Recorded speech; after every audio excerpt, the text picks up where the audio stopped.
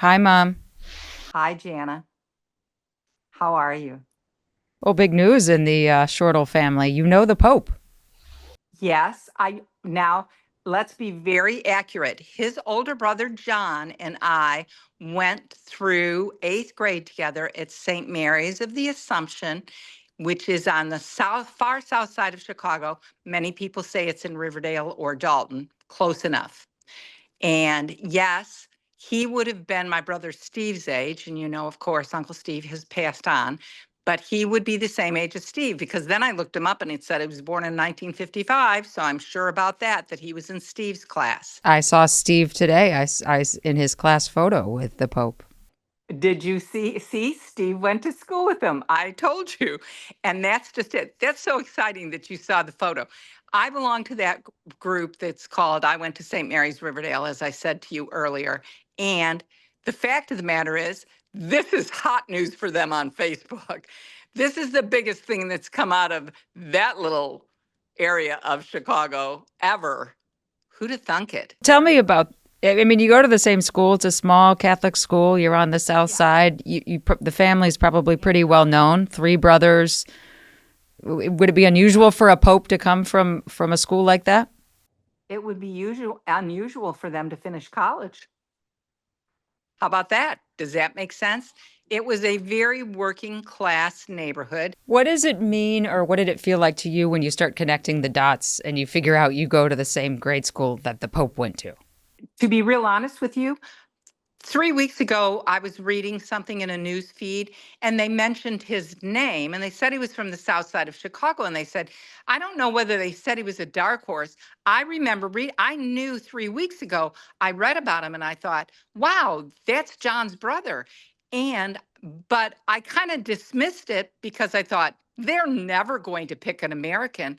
I almost fell off my chair today when you called because at the same time I had just heard it and I thought they chose him. It was hugely, I can't begin to tell you how surprising it was.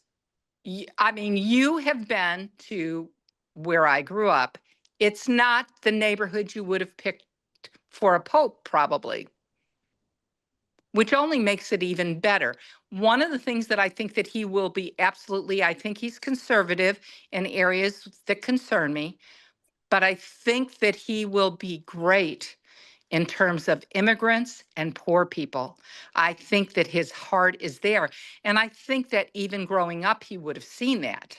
But it was kind of eerie to look at a class photo that only takes up one page. And I see the new Pope and I see my Uncle Steve 2 rows down. I know. How cool is that? I mean, I knew that Steve, and as soon as I get off with you, I'm telling Zita, and we're getting on the relative chain link. That's my brother Dave. Dave was the youngest. Dave said, we got the Pope. He sent it to me first. So, yes, that's exciting. And if you read the post from I went to St. Mary's Riverdale, everybody's remembering how they knew them. I'm not going to lie to you. I remember his brother John. This guy was 4 years younger than me. He was one of the little squirts on the little playground. He wasn't with the fifth graders where I was. Was he an altar boy? Do you remember that? No, but I did. I texted your father and said he could have been the altar boy at our wedding because, of course, we got married at St. Mary's. That's all I thought is, how many times did I see him as an altar boy? I bet a lot of times. Who knew? Stop laughing. I'm not left. So in terms of like most exciting things to ever happen to you, how This does is right up there. is right? Okay, but like me being born and the Pope going to your elementary school. Well, you were pretty exciting too, because Yes.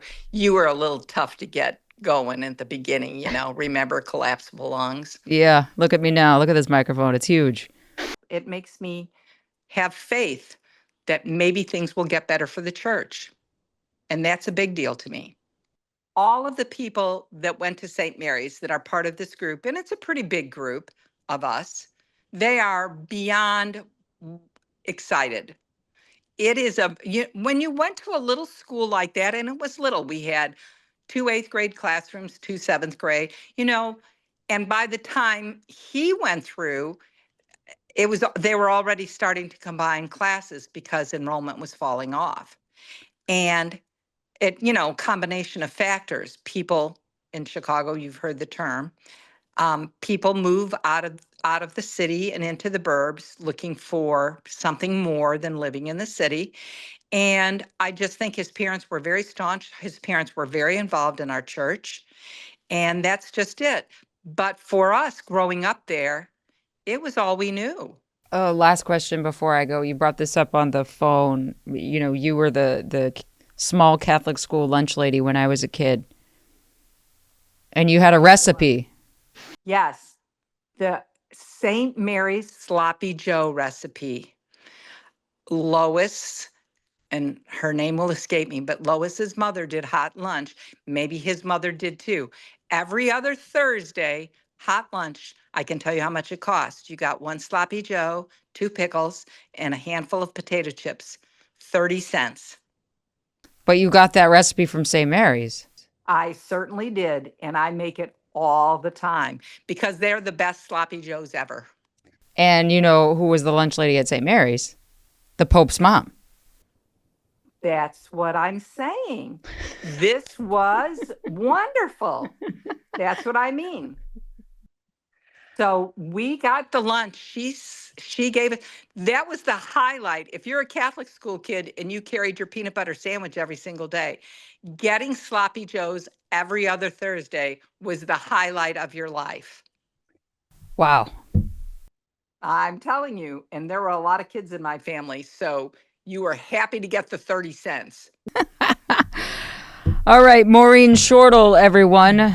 Not just an icon, my mother. Thank you for joining us here on KARE 11. It was a pleasure to see you again. I'll talk to you later. Bye.